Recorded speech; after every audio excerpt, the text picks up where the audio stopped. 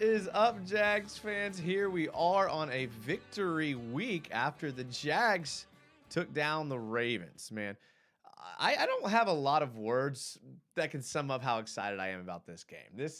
Was an exciting game. Trevor did everything that we wanted him to do, everything we thought he could do. Me personally, I'm a sunshine and rainbows type guy. So to see Trevor do what we wanted him to do and what we hoped he would do when we drafted him is really good. Also with Doug Peterson, the team he put together, all of that stuff, super excited. Got some fun stuff for the film breakdown today, but we'll get to that in a second. Before we get to that, make sure you follow the Instagram and the Twitter. It helps more people interact with the channel, and that helps everybody because we're all Jags fans here, excited to talk Jags, and this is what we do every week. If you're new, we do shows every Tuesday and Friday.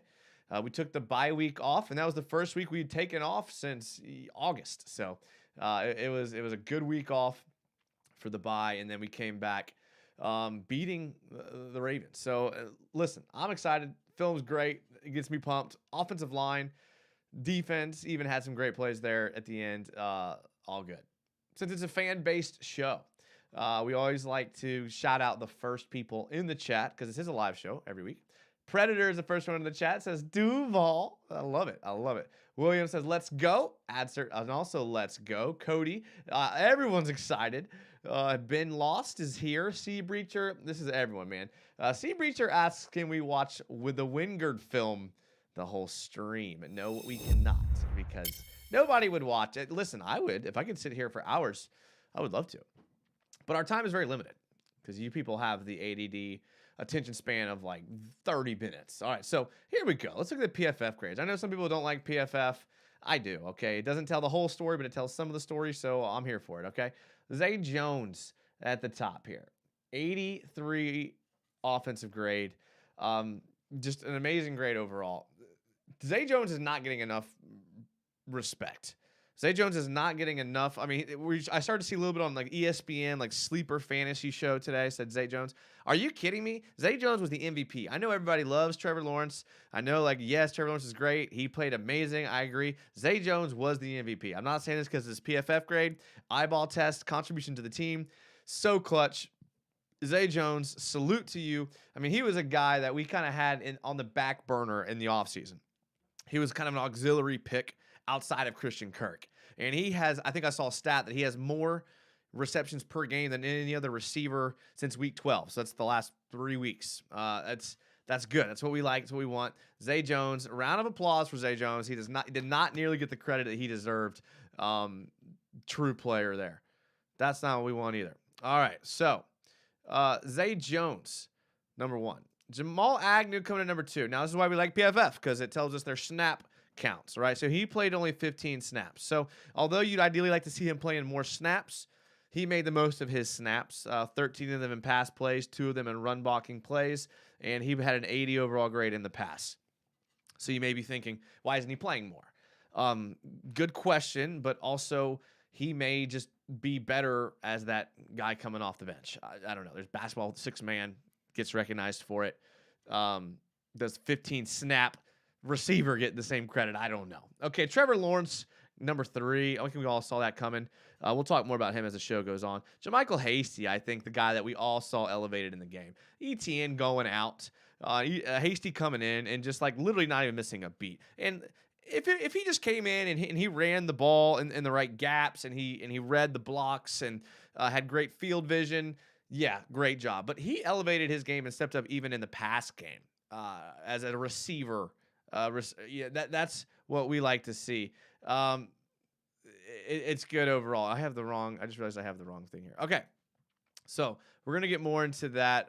We're gonna get more into everyone here later.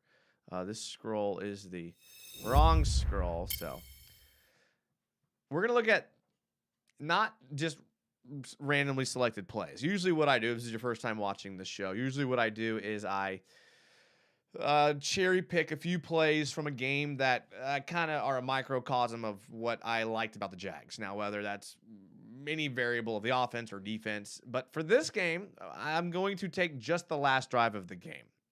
Now, not only do I think the last drive speaks volumes about what we can do as an offense and what Doug Peterson can do as a play caller, it saved me a lot of time.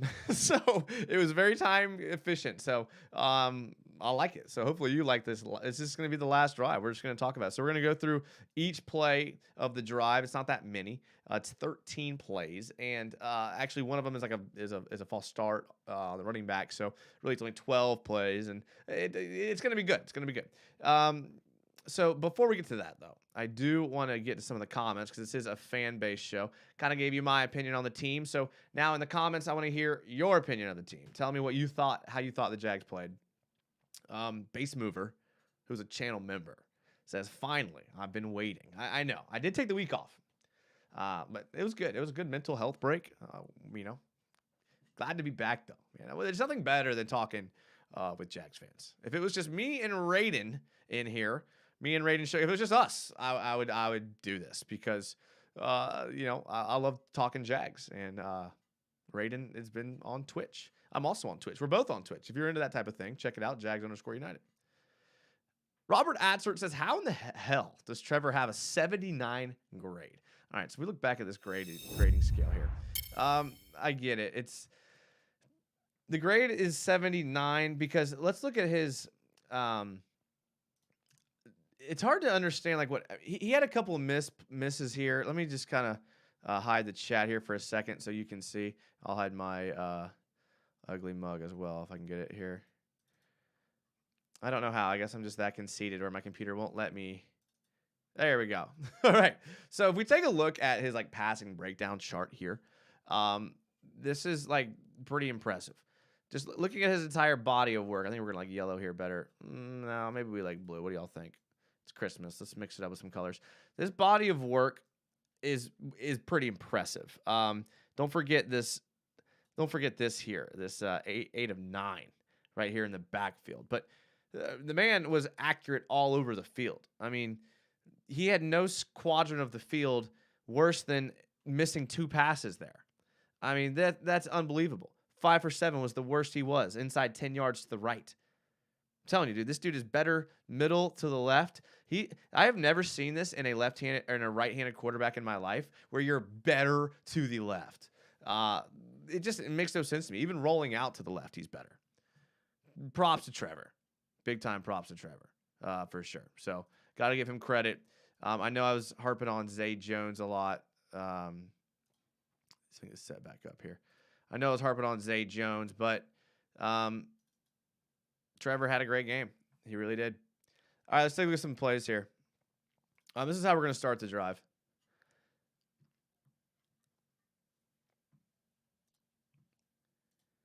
So the Jags are going to do what's called 11 personnel 2x1 formation, right? So they probably have some short abbreviated name for this, like Sandbox or Cheetos, something like that, where they know that they're going to come out in this formation, where they have the running back to the left of Trevor Lawrence in shotgun right here. They have a tight end lined up in a pretty obvious like pass route. Going to run a route, but it's the last drive of the game, so Jags need to score, so it's pretty well expected.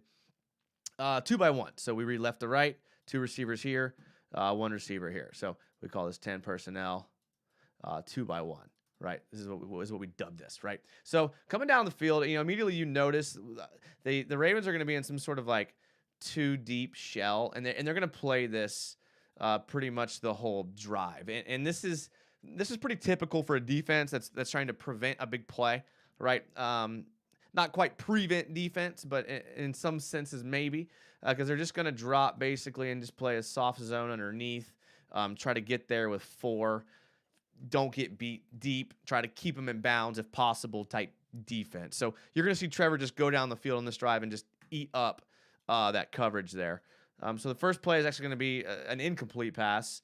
This is a drop on Zay Jones. And again, this is not too good for me as a person who was hyping up Zay Jones. But I think we all saw Zay Jones and how good he is. And this is not what he did all game. Shout out to the offensive line. And this is another thing. I'm glad I remembered this in this moment, because seeing Sheriff do this here reminded me, like, one of the underrated things about Trevor Lawrence that he did in this game, like, he gets a lot of praise for his accuracy, his timing, which he should, But one thing that no one's giving him praise for is his ability to slide in the pocket to find a throwing lane. Like, these Ravens defensive linemen are so big that they get their hands up and they make it hard for even a tall quarterback like Trevor Lawrence to find a passing lane. Okay, so watch Brandon Sheriff here on this 3 technique on his outside shoulder. Calais Campbell. I mean, look at this. I mean, this is that it was that all game. It's Campbell, 6'8" Calais Campbell swatting at your ball all game. And that's just like, that's tough on a quarterback. So Trevor did a great job of finding the lanes. I know he got a couple balls batted down. Not typical for Zay Jones to drop the ball here. I know I'm behind on the comments. I'm sorry. It's because I got caught up in the film. I'm sorry, guys. Cody Jackson says, hopefully Trevon Walker takes this game personally against Hutchinson. I've heard that a few times. I don't know if it means as much to them as it does to us. And I'm just saying that I don't know. I'm not saying it doesn't or it does, but I think sometimes fans get a little more caught up than Trevon Walker, who's just trying to play the best football he can. You know, how much is taking it personally going to make him sack the quarterback? Like, he's trying to sack the quarterback every game, every play. But maybe. Daquan Dollison says, Sunday was Zay Day. It really was.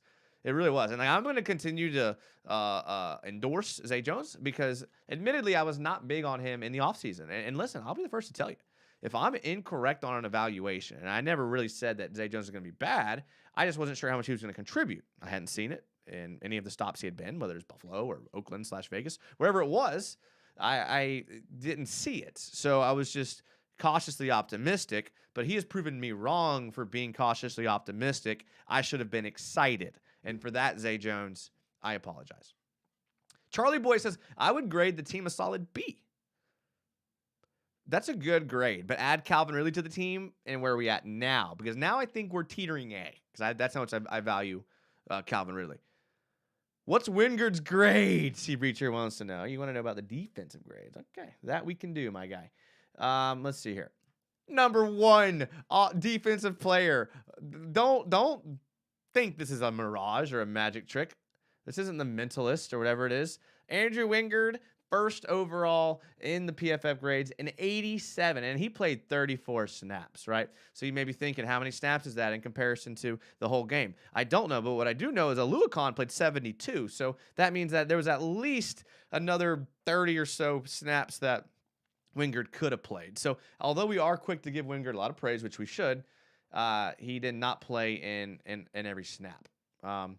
Who did play in every snap? You may be saying Chad Muma, another guy here at the bottom. Although his grade is a 55, okay, let's look at a little more deep dive here. An 82 tackling grade. I mean, he was second in the team in tackles behind Aluakon, who had a franchise day tackling. 70 run defense. And then just his coverage grade and his pass rush grade kind of brought him down. He had 39 snaps in coverage. So to put this in context, Chad Muma had as many snaps in pass coverage as Andrew Wingard had all game. Put that in some context for you. Muma is the story of this game. Muma, I mean, Aluakon, yes, but this is what we signed him to do. Like we knew he would do this. Muma is continually playing above where he's being on the depth chart. I had this maybe thought, and you guys tell me what you think about this. I could be wrong. But is there a chance that when they started realizing that Chad Muma was on the board at 3 in the third round, I'm sorry, not at 3, but in the third round, but that they thought he is too good to pass up? Because you just drafted a linebacker. So you have to kind of be okay with drafting a guy in the third round that you think potentially could take the place of your first round pick, because they play the same position. And if you're envisioning getting your best players on the field and figure it out, that's fine. That's probably what their strategy was. But in the back of their minds, they had to know that both of these guys potentially could be fighting for snaps, and you're taking them in the same draft. I didn't understand the strategy when they did it, but I'm starting to think that Muma was so good that they could not pass on him. Now, I still have hope for Lloyd, but Muma has been playing well. Very, very well. Shout out to Muma. Got to give him that. I'm going to get caught up here. Brenneman, who is a channel member, says, remember when I was a Wingard believer a couple weeks ago and everyone thought I was crazy? Eat my words, everyone. So Brenneman is trying to collect some crow or feed some crow for Andrew Wingard playing well. And listen, we'll give you that because Andrew Wingard got a lot of hate. I've always respected Wingard. I try not to talk ill of any player. So super happy for Wingard. I like him too. He was named a captain. He was named a special teams captain. That tells me a lot about him. I'm big into those type of guys. You know, call me old school. I'm big into those. Brenneman goes on to say Wingard for Pro Bowl and locker room sound bite. Oh Lord, we might have to watch that. Nick Ludwig, did we waste a draft pick with Devin Lloyd? I think you're going to get to a point where he's going to get on the field. Whether that's you have to move on from a Luke on in a couple years. At some point, I think he starts with Muma. It might be a while from now. Randy Marsh, a lot of people saying Trevor has arrived. My question is, how long until we feel the same way Bills fans do with Josh Allen? Now, I know this take has been out there a lot recently, but there's no secret that Josh Allen's reputation, prestige, and skill all got elevated with the addition of Stephon Diggs. So I think with the addition of Calvin Ridley, next year we could see Trevor Lawrence take that same step from he's arrived to Josh Allen-esque. Josh Allen it is a little more athletic, and maybe that's not a fair word. Josh Allen is more willing to use his legs to pick up yards. He's bigger bodied, so he can take hits more easily than Trevor can. But I like Trevor's arm better than Josh Allen's. So I'll say that right now. Robert Adsert says Lloyd needs to pass rush instead of rotation. Lloyd did have 6 sacks last year in college. That's true. But what makes Lloyd, we went through his film in a film breakdown. What makes Lloyd a good player is his like instincts on the field, like his being able to feel where the run's going or where the pass is going, or his ability to kind of see which gap the running back wants to take before it opens up. Like that's what made Lloyd valuable. And you might take that away if you put him out on the 9 technique or the 7 technique, so basically on the outside shoulder of a tackle or tight end, and tell him just to go with the quarterback. You might lose some of that instinctual prowess that elevated him to the first round. I could be wrong, though. I'm just kind of throwing out what my thought would be as a coach. We've gotten really far away from the last play film breakdown, so let's get to the next play. I'm sorry, guys. I get so caught up talking about the Jags. All right, so this is the second play of the drive. Tight personnel, 2x2. Watch this play a bunch of times.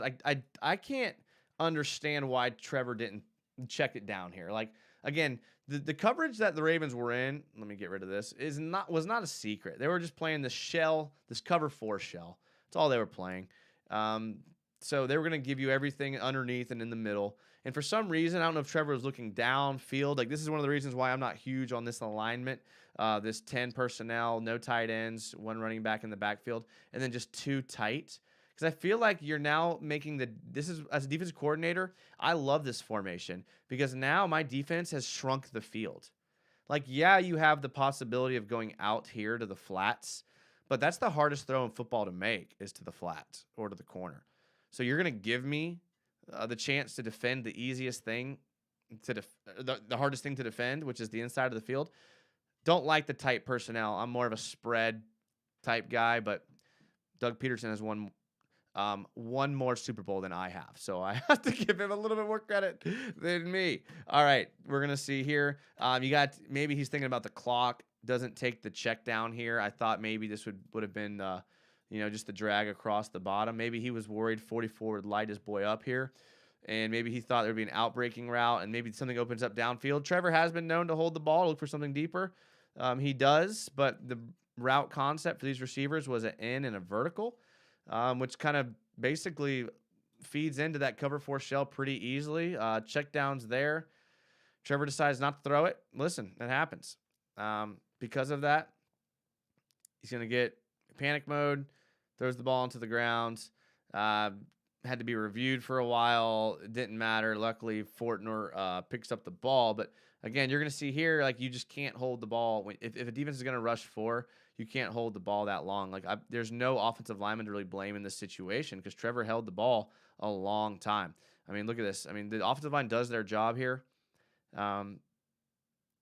Great job. Like, I like that across the board.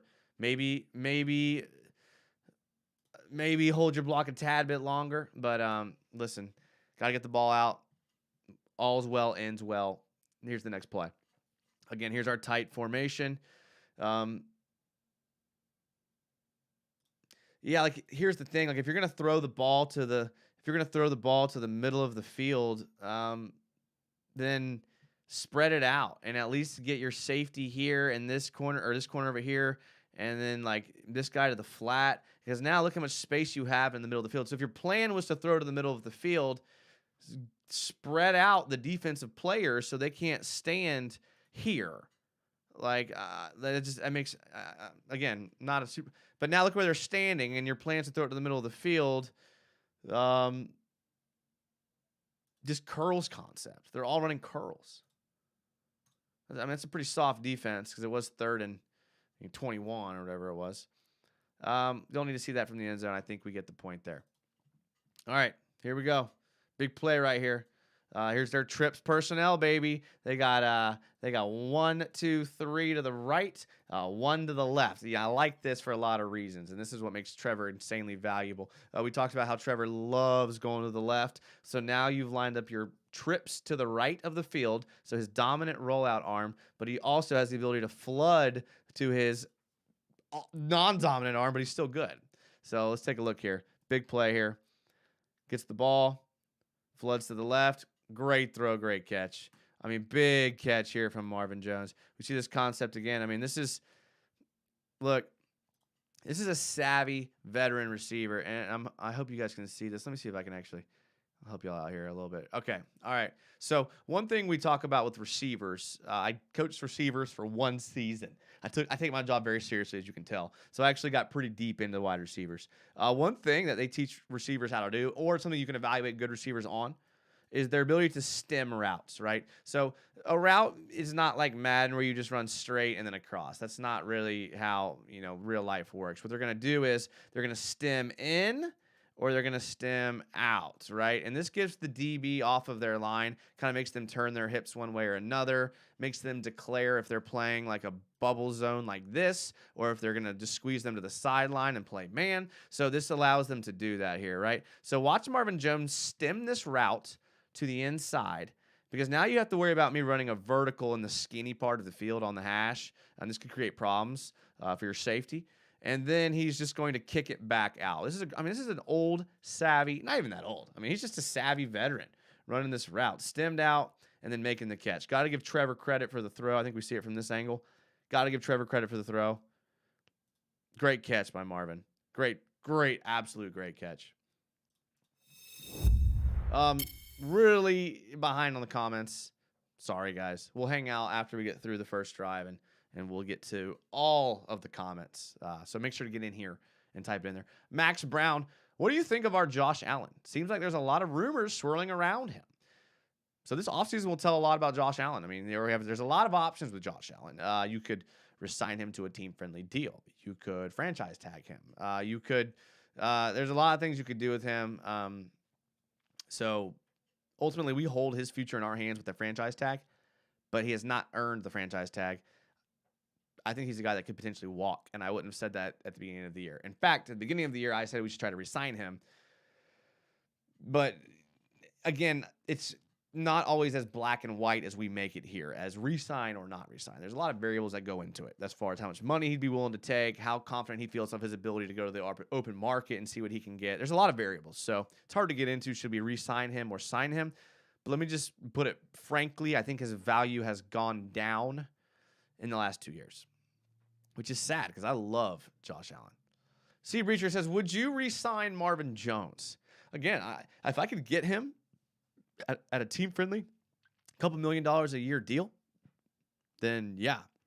But he probably thinks he's worth more than that. But you can't have Calvin Ridley, Christian Kirk, and Zay Jones and expect to re-sign a 4th wide receiver. Just does not work like that in the NFL, unfortunately. So, depending on what Marvin Jones is willing to resign for, it dictates the future of him here in Jacksonville. Tiger talk. Where would you place Trevor in quarterback rankings? Man, that's so hard to do. If you were to put me, because I couldn't name all. I couldn't name, but I couldn't like organize them. But if I were to give you a tier, I'd put it in that second tier under elite. He's young, so that's where you want him to be at this point. Good. He's in a good spot. He's in a very, very good spot. Who are some quarterbacks I would take above him right now? Patrick Mahomes, I think. Most people would take him. Josh Allen, I think by next year will be on the comparable tier as Trevor Lawrence. I think you look at even a guy like Aaron Rodgers, who he's becoming older and inefficient, so I wouldn't take him there. Lamar Jackson is a guy who's special, but I still think Trevor would be the guy I would want. You know, there's not a lot of guys out there. I mean, I'm really pumped on Trevor. I've been big on Trevor for a while. Volkfang says 7-0 down the stretch. Oh, 7-0 down the stretch. Playoffs, here we come. I like that. I mean, see, listen, me and Volkfang, we get it. We both get it. All right, here's the next player from this drive, and you have to be able to see it. Or I'm going to be talking to myself, but another throw to Zay Jones that gets it's incomplete, but instead of Zay Jones dropping this one is on Trevor. He throws the ball a little bit outside of the shoulder.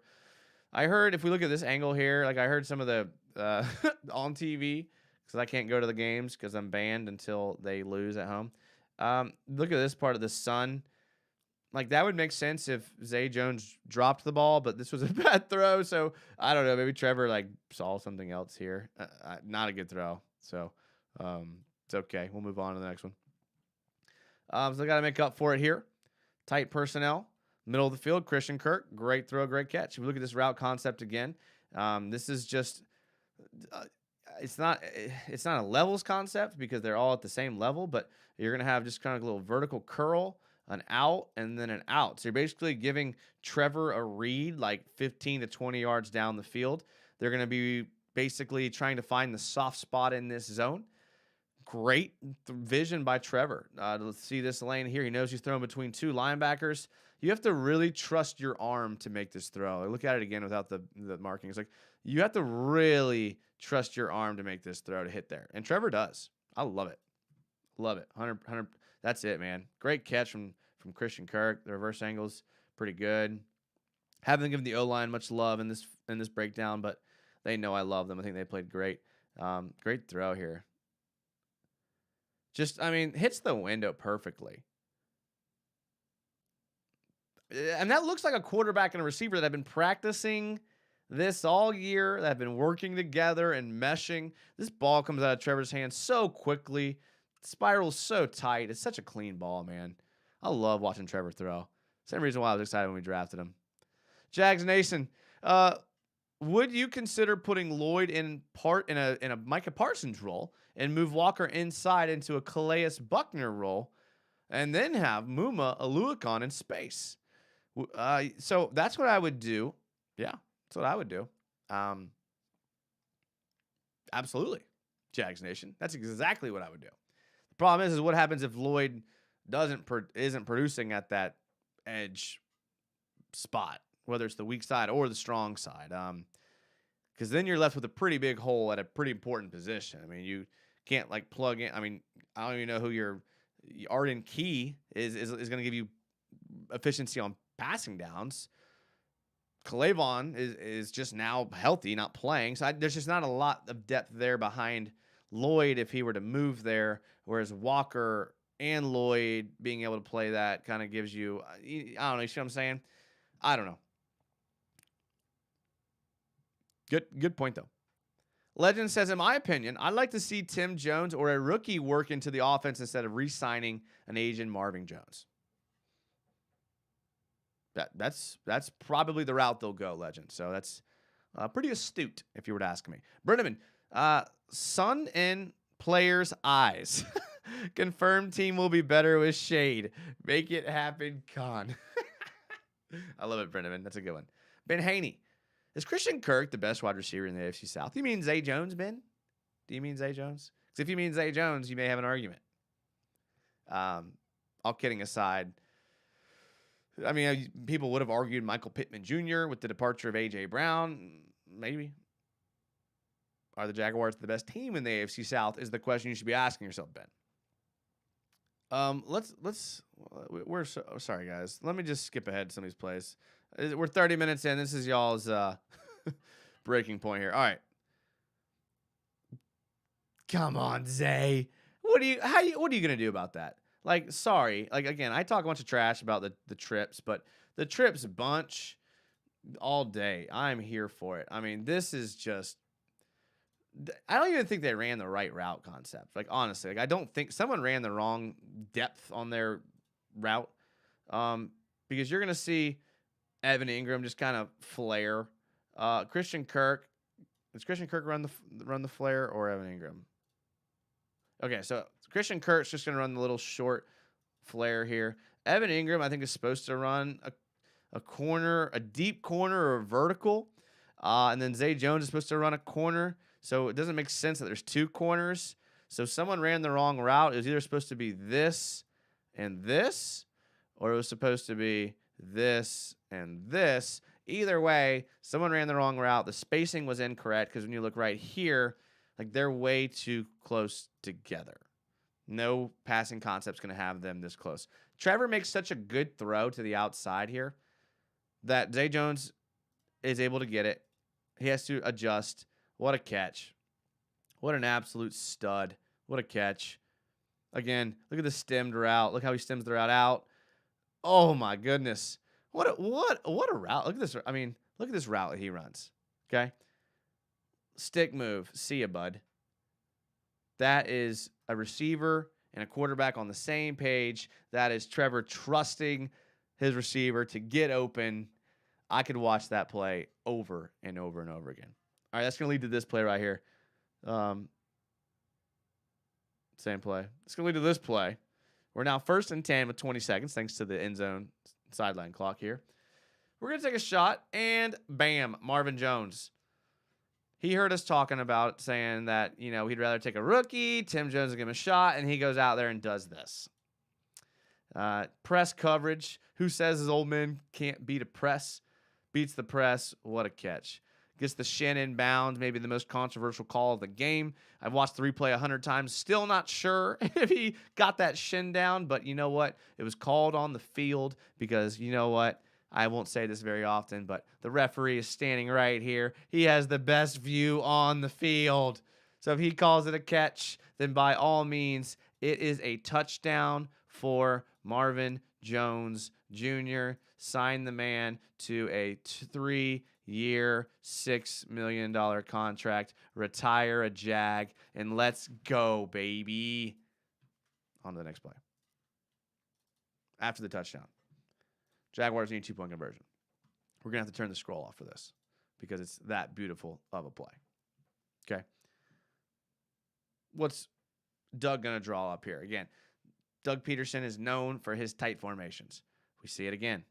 Tight formation. All his players are in basically a third of the field. Now, again, if I'm a D coordinator, I'm pumped for this. I don't understand why teams have so much trouble covering it because you know what you're going to give up and you know what you're going to get. So they're going to allow an outside release, which is the hardest throw technically in football. Outside release from the receiver. Trevor Lawrence, 11 personnel. Man hurts right here. Got to give him credit. 11 personnel, 1 running back here versus a 1-by-2. But since he came late, we'll call this 1-by-2 motion, right? So if we're labeling this for the coaches, it's 11 personnel, 1-by-2 motion. Okay? So here we go. We're going to send to the outside. That motion player has been a decoy all game. Hasn't done much. And a great route by Zay Jones. A great throw. Got it. GG, boys. Pack it up. Tell the band to go home. Get the keys. Start the bus. Whatever you want to say. Look at the end zone. Didn't even need the blocking, right? Just a 1, 2, 3 out to the side. This is it, man. This is football that we thought Trevor was going to give us when the Jets did not secure the #1 overall pick. And we knew we were going to get Trevor Lawrence. We celebrated harder than we did in 2017 because we knew this was the quarterback that we were going to get in that draft. This was an Andrew Luck-esque type situation where tanking was going to give us the best player in the draft. For a year and a half, he made us wonder if we were right. But now I think we all know this is it, man. This is the guy. Is he going to mess up every now and then? Probably. But don't we all? Is he going to be the best quarterback in the NFL within a year or two? Yes. Yes, he is going to be the best quarterback within a year or two. I'll say it right now. You can clip it here first. Cody Jackson, I'm glad he pulled it off. Man, Cody, me too, man. Me too. Tiger Talk says, I don't get the argument. Did Marvin not get his ankle down? So I thought it was anything above the ankle. But if it was anything above the foot, then you're right. I thought it was anything above the ankle. So I thought I had to be like the shin up. But if it was the ankle, then you're right. Cody says the whole team did pretty good. More importantly, they did whatever it took to win. Yeah, it was like one of these situations where we had been the team that chose the last drive of the game, the last quarter of the game to make all of our mistakes. That was us all season. So finally, we weren't the team that did that. The Ravens were the ones that fumbled the ball running. The Ravens were the ones that couldn't catch the ball. And the Jags capitalized and executed. We talked about all year. The key to this team was going to be execution. They have a good play caller. They have good skill positions. They just have to execute. They have to do it. And they finally did.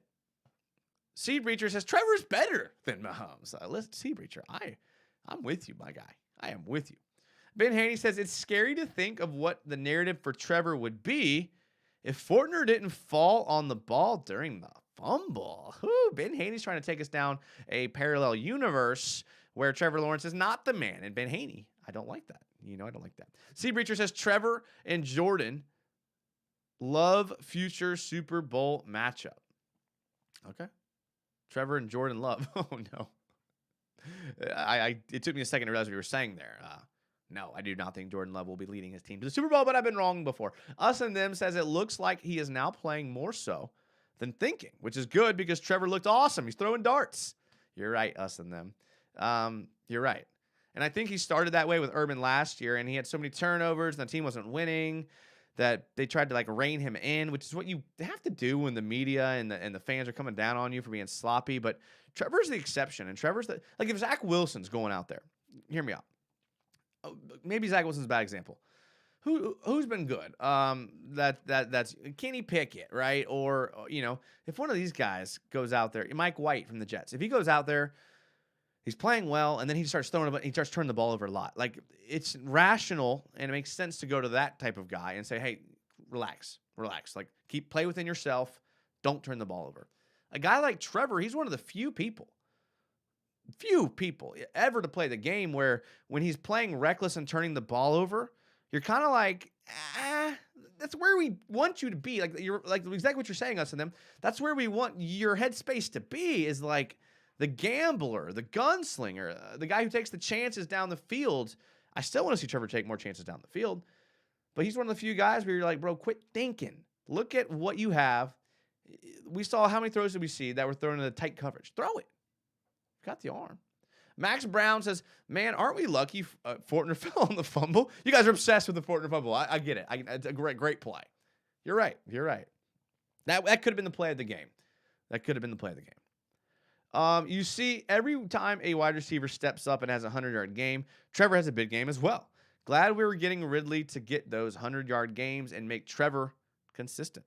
Yeah, Jags Nation, Calvin Ridley, I think, is going to do more for Trevor than I think Kirk did. I'm going to be honest with you. I'm a big fan of Calvin Ridley. Ben Haney, to be fair, Trevor wasn't clutch before the fumble, but after he was. Bottom line, he grew up on that last drive and became a man. Yeah, I watched that play where he got tackled. He got hit pretty hard from the blind side as he was trying to scramble or escape the pocket, whatever you want to call it, and fumbled the ball. And it's hard for me to assign him total blame there because he was trying to make a play, and that type of thing just kind of is unlucky. Should he have had the awareness to know that a guy was coming up behind him and to hit him? He should have protected the ball, yes. But am I going to hold it too much against him? Not as much as other fumbles in the past, I guess would be my point. Volkfang says, Trevor upgraded his processor, making Tesla so fast. Tesla? Like Tesla? Don't know, Volkfang. Max Brown, we already know Zach Wilson is the Ryan Leaf comp. Oh, this means it's guaranteed Trevor will have a Peyton Manning-esque career. I still have faith for Zach Wilson. He seems more of like he could be more of like it doesn't really work too much in the modern NFL, but a guy like Taysom Hill, but who only comes in to throw and run and not quite like also an H-back type player. He could maybe be that. Who did the Ravens bring in on that one play? Their backup quarterback. They brought him in for a play to kind of throw us off for Lamar. So maybe he has a role as some sort of gadget backup quarterback. There's no shame in that. I would take that role 10 times out of 10. Heck yeah. Maybe Zach Wilson should do that. I don't know why more people don't do that. I don't get it. I mean, you're looking at a lot of the guys in the NFL now. A lot of people forget that Jacoby Brissett had stunts at different positions. People forget that guys like Jordan Reed were quarterbacks in college and were tight ends. I mean, I don't understand why you don't see more positional changes amongst big quarterbacks, big athletic quarterbacks. Tebow tried, didn't work.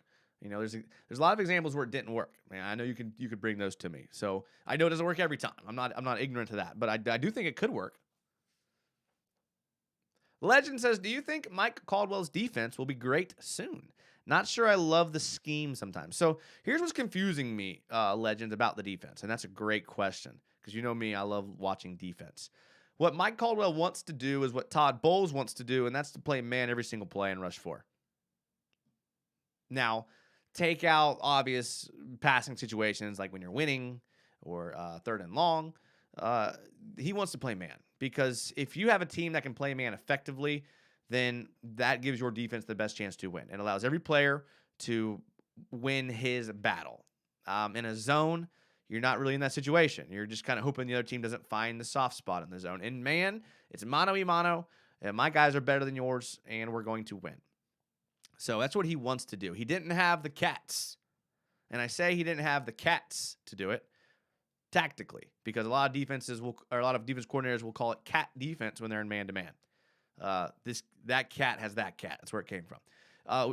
I don't know if Mike Caldwell thinks he has the cats to run man defense on this team right now, and that's fair. We saw a different version of the defense this week against a team who the Ravens who relied on a fullback heavily. So when you rely on a fullback the way that the Ravens did, you're going to want to bring in an extra guy into the box that you can count on to tackle, whether that's a guy like Dewey Wingard, Chad Muma, or whoever else. You're going to bring in an extra tackler. And that's what the Jags did, and it worked.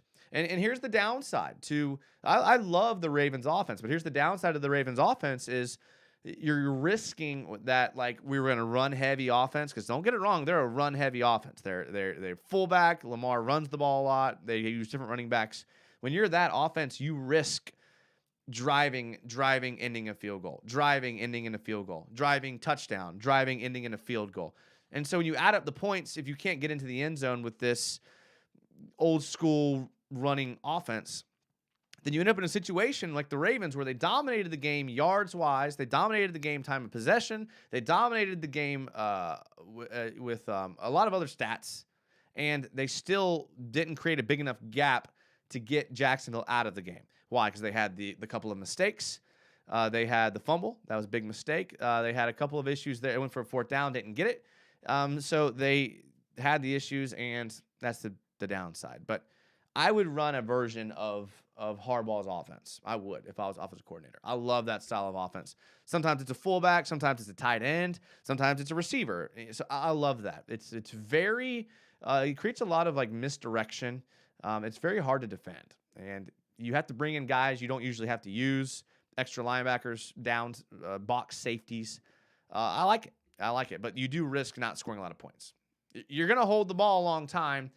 You're going to dominate the time of possession, but you may not score a lot of points if the opponent can successfully bend but not break on defense. I feel like I'm talking a lot. Sorry, guys. Which is ironic to say because this is where I just talk the entire time. You know what I mean. I'm ranting more than usual, I guess would be better phrased. Sea Breacher. How do you think Anthony Richardson will be in the NFL? Ooh, man. Now, if I had a Gators channel, I'll talk for a long time about this because I have a lot to say. I enjoy watching Florida as much as I enjoy watching Florida State. So if you're here in the state, I know it's weird. I'm a big Jags fan. I like Florida and Florida State. Loved what Jordan Travis did. Let's talk about Jordan Travis for a second. Could Jordan Travis potentially be a guy like Lamar Jackson? Now, hear me out. Stop it. Don't you dare judge me yet. Think about what Lamar Jackson does, okay? Not his skill set of being a freak athlete, none of that. Think about what he does for his offense. He's an accurate passer, and he's a very effective runner.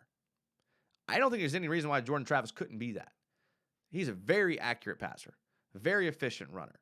Is he big enough to be a runner in the NFL? That's going to be the question that he's going to have to answer as a quarterback.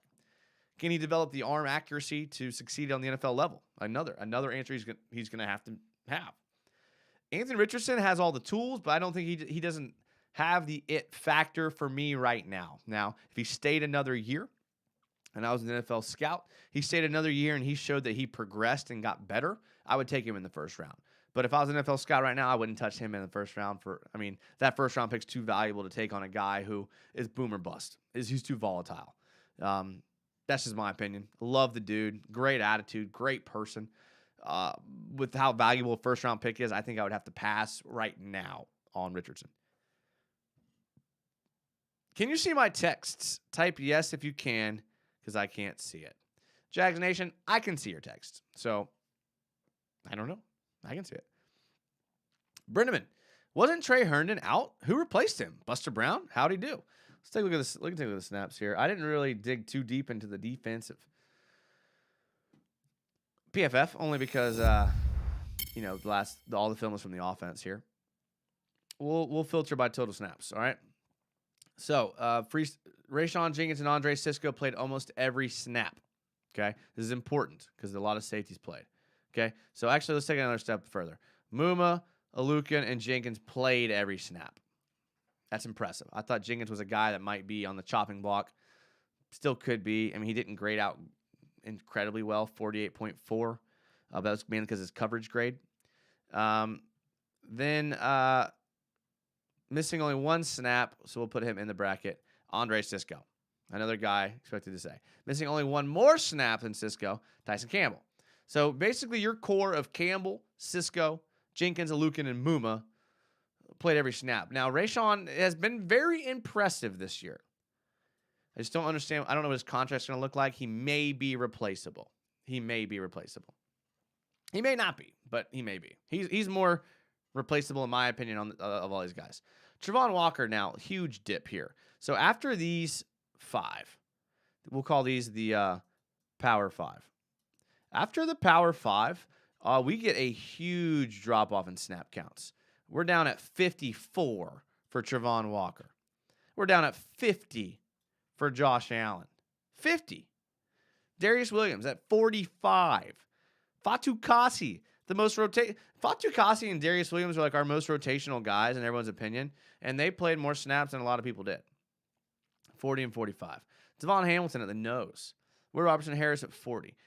And look what they did here with this. So this is where they got into the position that's going to help them against the run. Now, they made it clear that they wanted Muma, Alukin in the box every single play. Jenkins played in the box every single play. So these three played in the box every single play to stop the run. Now, what they did with the rest of it was they had some sort of combination, not talking about D linemen, of Wingard, Lloyd, Key. I mean, that's what they did there. So even Tavon Campbell, look at the corners that played. I mean, they went with Tyson Campbell and Darius Williams. And Darius Williams played half the snaps. So interesting to see what they did here. Buster Brown played 4 snaps. Chris Claybrooks played 3 snaps. Definitely interesting. This was a weird defense because they had Darius Williams out wide for half the snaps, or they would just line up Jenkins. I mean, he would be covering that half of the field. I mean, it was interesting what they did there. It really was. Wingard. This was Fort's worst game, but he saved us by recovering the fumble. Hey, Christian, you're right. RM Skip Says, made it in for the live. That was a great game for you to break down. Go Jags. Yeah, I mean, we did the last drive of the game because that was like the most effective. But UCF Jaguar in the chat. He says, I've got Trevor fever. UCF, we all have Trevor fever. I mean, I've had Trevor fever for a while. Now, did the fever subside for a bit when he went through some cold stretches? Yes, it did. But right now, I am very excited and on the Trevor bandwagon. Brendan says, what's in the mug? This is a Jags thermos. And we'll leave that to the imagination because, a lot of youngins watch the channel. So we're drinking water and we're staying hydrated. Volkfang, yeah, I saw one cornerback set on defense. Definitely interesting, but I guess it worked. It did work. Absolutely did work. I had, speaking of youngins watching the channel, I ran into some people that watch the channel here in Jacksonville, and they were like, hey, man, to be honest, we skip right through that PFF part at the beginning and just go to the film. And I was like, dang, maybe I shouldn't do the PFF at the beginning. And then like 3 seconds later, I was like, nah. Here, I like the PFF, and it kind of it gives me a picture of what's happening. Look, we're able to sort by total snaps. I love to see how many snaps people played. How many people played on run defensive snaps? Okay, against the run, this was it. Pass rush. Look at the pass rush. Trevon Walker played in more pass rush snaps than anyone else. I love this stuff. We can even scroll over. I swear I don't work for PFF. Tackling, coverage, pressure. So, sorry, can't help it. But to those people, I bet. Yeah, glad you watched the channel. Hope you're watching this one. Do you think Jags can go on a run? Yeah, I think so. They have a favorable schedule as far as playing the Titans twice. And some teams I think they can beat. Lions are beatable, for sure. Jets are beatable, for sure. Titans, I think we can beat.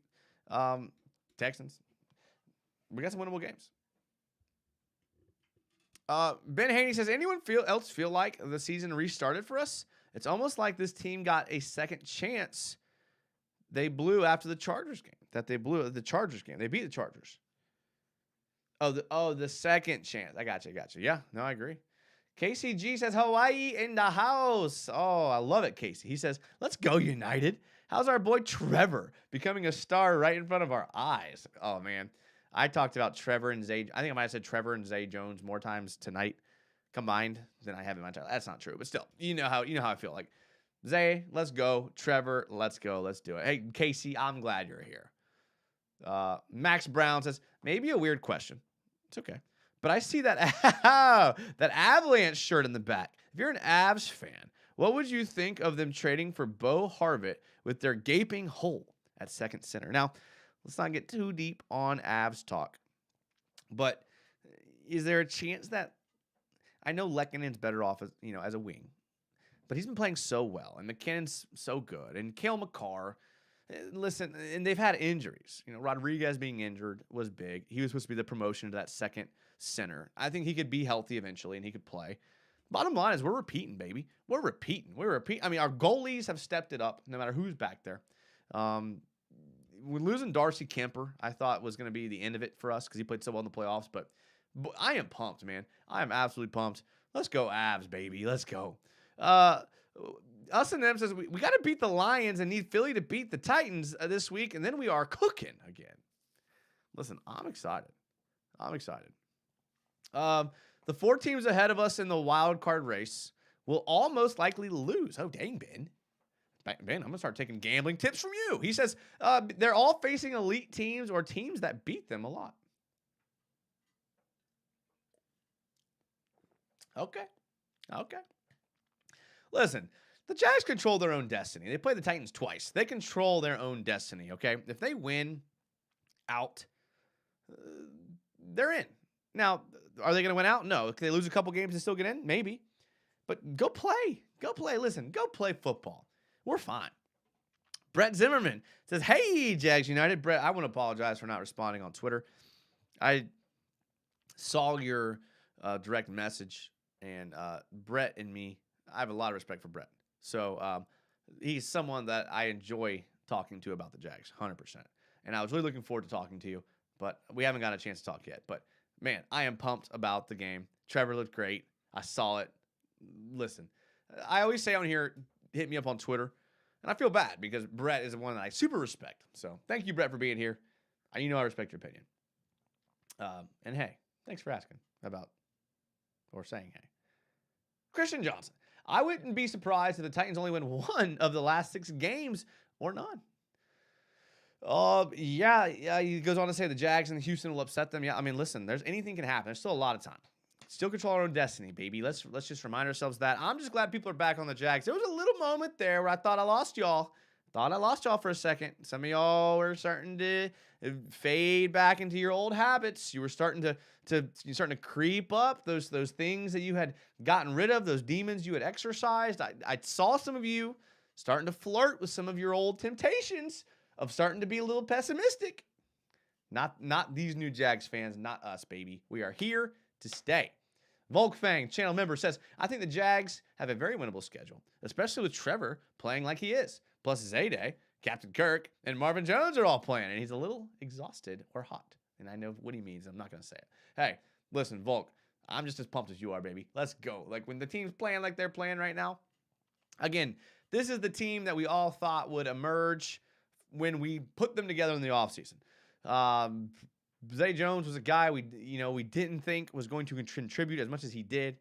We gave Christian Kirk crap for the contract he had. We were questioning Trevor Lawrence. We didn't know about ETN. Offensive line was a wild card when it came to our tackles and a rookie center. And I think they showed us last game that best case scenario is what they could be this year. And they're only going to get better.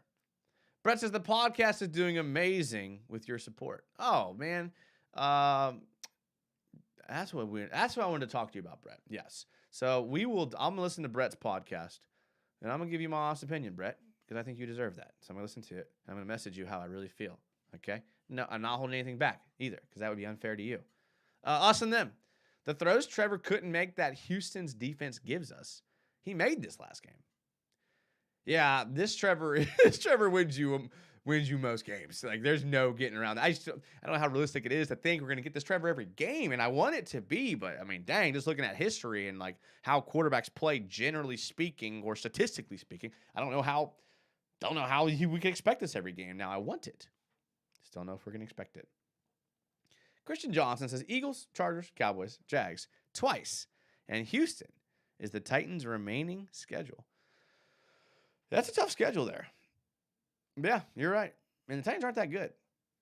Gladiator 97 says, I might be late. You are late if you just got here. But he says, he might be late to the party, but here's what to do. What do you think of Jeff's Saturday hire? Oh, have not been asked that. Also, what do you think are some general requirements of an NFL head coach? Great question. I have a more old school approach than I think a lot of people do. I am a huge believer, and this goes, so there's actually, when you get deep into coaching, there's actually like coaching trees and philosophies that you kind of align yourself with. It sounds weird, okay? But you have like certain styles, right? Like Bill Walsh has a really, really popular tree. Guys like Pete Carroll were under him. Like your general players coach comes from this like Pete Carroll tree, right? Then you have this like hard nose tree of coaches, like the Harbaughs, guys that are just like, physical on the trenches, both sides of the ball. It's going to be ugly, but we're going to win. Then you have like we're just going to out X's and O's and execute you, like the Andy Reid trees. They're going to do that. So I mean, you're getting this new age Sean McVay, spread it out, hit your slot receivers in space, take the checkdowns, complete 90% of your passes. So me personally, I'm a huge fan of the Pete Carroll tree. I think that players at the professional level want a guy that is in it like they are, and are willing to defend them. Because here's the bottom line: like, there's not a huge skill gap between all players in the NFL. And so for your statisticians out there, like the median skill and the mean skill of NFL players are very, very close. That's where coaching comes into it. Now, are there little nuanced differences between your most important positions like quarterback, receiver, tackle, edge, of course. But for everyone else and for schemes, it's very nuanced, very small. And so for me, I'm looking for a guy that can get players to play for him, to not give up on him, and to believe in him. And additionally, I'm looking for a coach that is a better strategist than his opponent. Now, that may mean they study the game better. That may mean they know their personnel better. Whatever it may mean, a better strategist as far as X's and O's, and someone that their players are willing to play for. That's what I'm looking for in a coach. So that's why you're seeing a lot of these guys that didn't play in the NFL start to have some success. The Mike McDaniels of the groups, because they're that guy. They're that guy. So all you aspiring coaches, unless something bad comes out about Mike McDaniel, go study Mike McDaniel. I don't know. Jeff Saturday, he's an interim coach, man. Interim coach. Mel Tucker was an interim coach for the Jaguars. No one even remembers that. Okay, so interim coaches, it's hard for me to form an opinion because I know how little that means to a team. Because if you have an interim coach, that means your team's not winning, which means half your team is probably going to be gone next year. So you're not really developing a culture with your interim coach. So that's why it doesn't really matter. Sounds like Doug to me, says C. Breacher. Yeah, it does. It does. You're right. Britt Zimmerman, Trevor proved he is the future of this franchise. Yeah, you're right. You're right. He did. Max Brown, I know this has been talked to death at this point, but seeing Peterson lead a Duval in the locker room after the game was so amazing and refreshing to see. Max, that was well said. Beautifully said. I think we all feel that same way. Quite amazing. That might sum up how we feel about the entire team. I want to thank you guys all that were here. You guys know I have so much fun on this show with you guys. It's a pleasure to be able to even talk Jags with you guys. Thank you for everyone and your comments. It was a great time. Thanks for being here. The channel members, shout out to you guys, Volkfang, Brenneman, all the other ones that were, shout out to you guys that are here all the time. Means a lot to me, and I look forward. Base Mover, another channel member.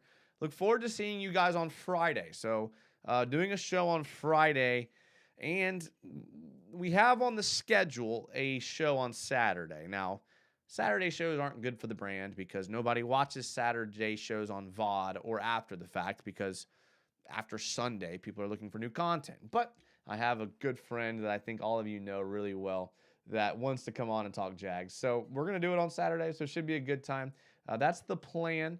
We'll see if the plan actually matches up with everything else. Corey T, channel member, and Corey T goes well beyond channel member. He goes into channel sponsor, channel inspiration even. He says make sure to drop a like. So hit a like. The thumbs up button on YouTube gives the YouTube algorithm a favorable glance when it comes to our channel. So make sure to do that. Hit the thumbs up. We love those a lot. If more than subscribing to the YouTube channel and following the Twitter and the Instagram, if you know a Jags fan, spread the word. Send them a link. Say, hey, this dude is fun to hang out with on a Tuesday and Friday night, because I have fun with you guys. So I hope that you guys, base movers, stop it. I hope you guys had fun too. Hey, thank you guys as always. Love.